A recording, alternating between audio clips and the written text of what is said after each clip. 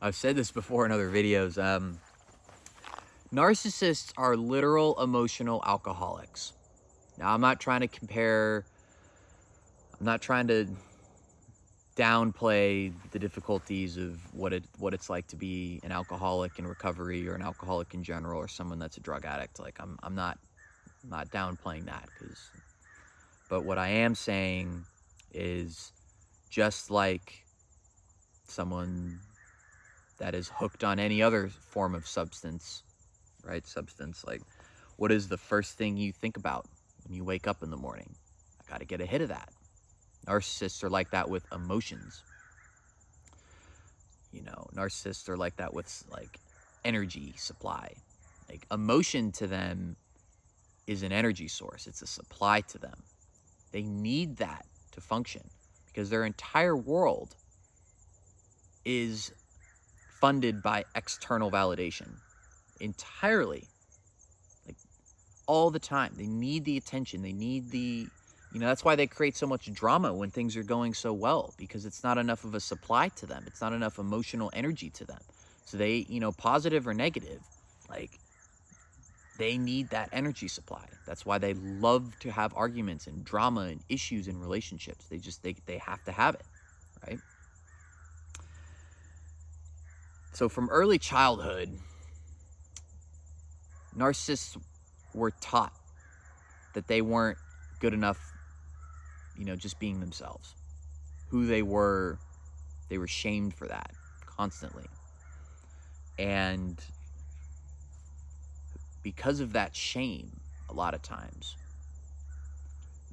again, I'm just saying, this is generally speaking, right? I can't say this for every human on the planet that's like this, but, like, they developed a mask, so to speak, a false persona. Their ego, it's their ego. They genuinely believe this is who they are, right? A lot of us can separate, well, maybe that was just my ego talking, They don't have that.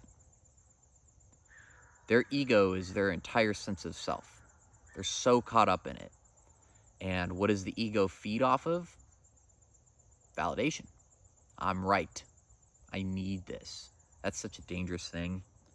I need this. Even that statement, it just gives me goosebumps. So what do, right? They've built their entire life to funnel them emotional energy, supply. That's why they're constantly need to have a relationship or someone in their life to give them that validation and attention. Empaths, a lot of times, and highly sensitive individuals are like a gold mine. We're gold mines to them, because we're just going to give so much to them, and they'll take it. And then a lot of times it's hard for us to leave those relationships, or feel we have our own set of insecurities and issues, and a lot of times they're going to play on that and, like, poke the specific buttons to get you to have a reaction or to get triggered, and they're going to create drama and issues, and then all of a sudden, like, you're giving them more validation and attention, and and all of this stuff. Like, you're externally validating them. Their ego cannot allow them to feel vulnerable. Their ego cannot allow them to feel insecure or settled, because that would mean weakness. Can't be weak, gotta be alpha, gotta be an alpha male or an alpha female, and so that's what happens. And the sad part is that they're literally going to spend their entire lives chasing this, and whether that's through work, through relationships with people, workaholics,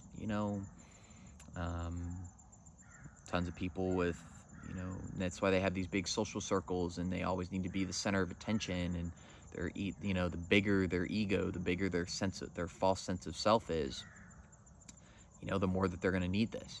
The problem is, when they get older, that's going to get harder and harder to attain. Everyone gets old, and then the next generation comes in, and that's how it is. You become less,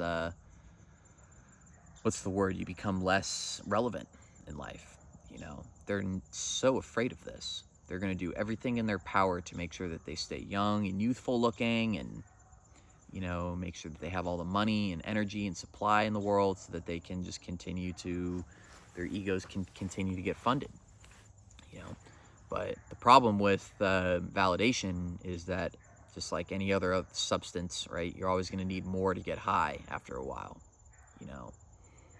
So they're going to spend their entire lives chasing this, and it's sad. It's a sad life, you know. So the next time you're sitting there wondering, you know, what is their punishment, I guess. I don't really like to look at them. I don't really like to think about how people are getting punished in life, because I just feel bad for them. Compassion, you know. I used to get really angry and stuff at these people for getting through life. Like I'm just like, how are they? What are they like? When are they going to get what you're asking? It's easy to ask. Like, when are they going to get what they deserve? Well, they kind of already are.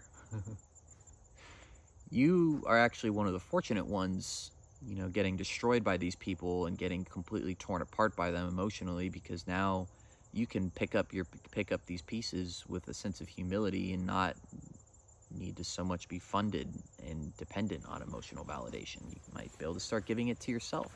You can learn boundaries. You can learn to be emotionally healthy. And I'm not saying any of us are the best at that. I mean, we're human, we're imperfect, but you have the opportunity to change that. You know, they don't. They're stuck forever, because once that mask slips, or they don't get their validation or attention, or their ego hits from their ego for the day, like, they'll start to collapse. You know, that's when the inner shame comes out. They don't want to feel that, so they'll do anything possible to stay in control of the situation.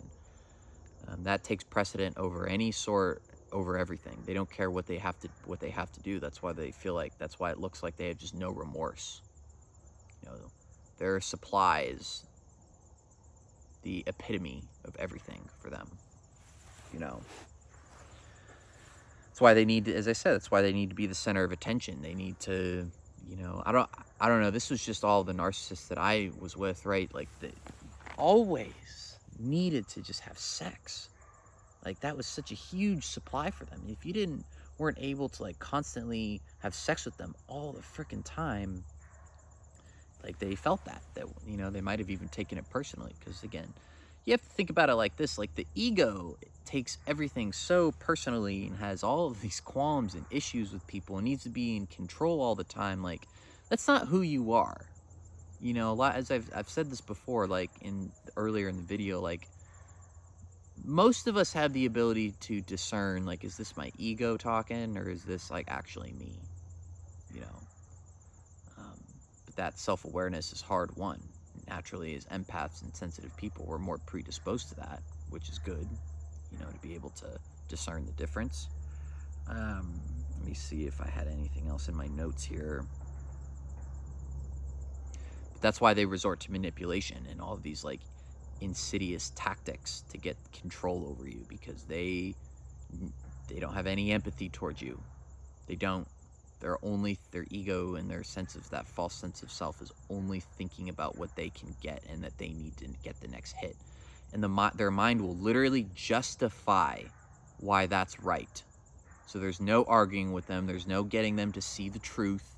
You know, a lot of us go to bed at night thinking, like, I used to go to bed at night thinking, like, I just want them to see the truth. They're never going to. Their mind is going to justify why they're right every time. So the best case scenario is just to leave. You know, heal, do the work. All right. I hope everyone has a great day.